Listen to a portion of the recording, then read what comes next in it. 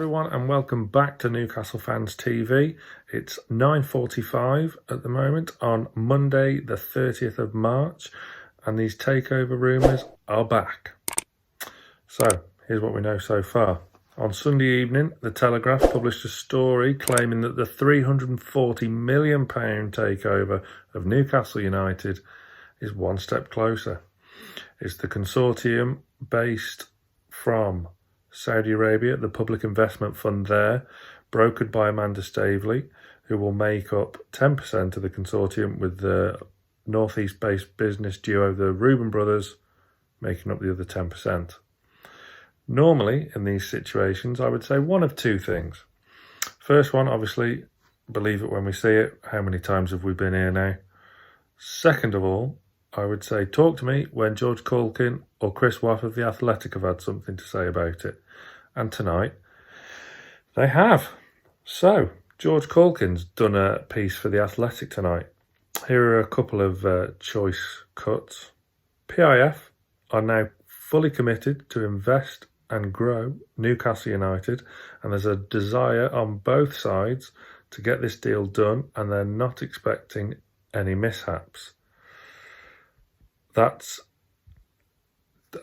positive, to say the least. Now, apparently paperwork was submitted to the Premier League last Tuesday, but the club and the Premier League are obviously saying no comment at this stage. Having said that, on the 31st of January, if you remember, the club said there was nothing in these takeover rumours. So, what's changed?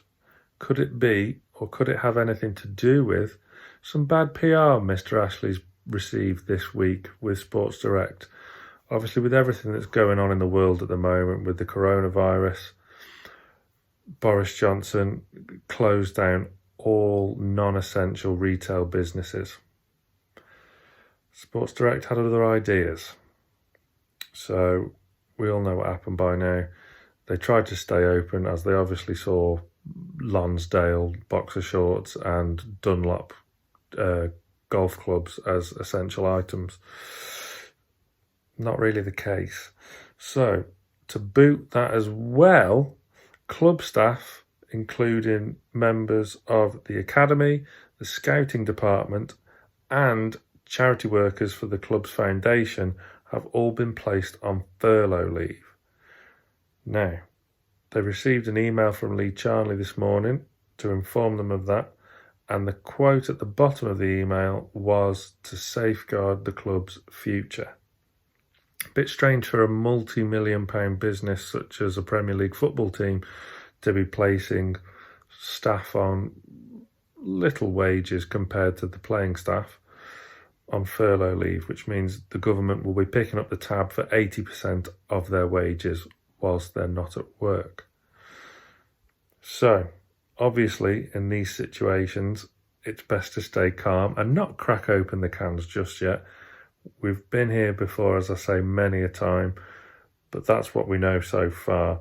Obviously, Sports Direct shares have gone through the floor over the past 2 days. They're actually the lowest they've been in 10 years.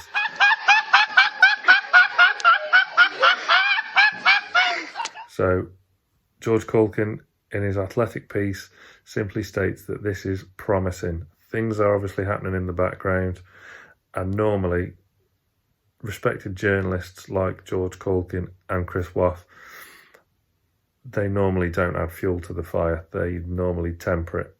For these guys to be saying that there's something happening and there's something in these rumours,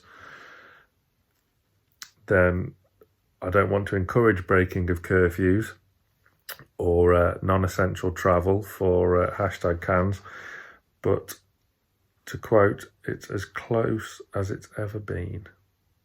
Fingers crossed. Like and subscribe to Newcastle Fans TV. We'll have another update for you soon.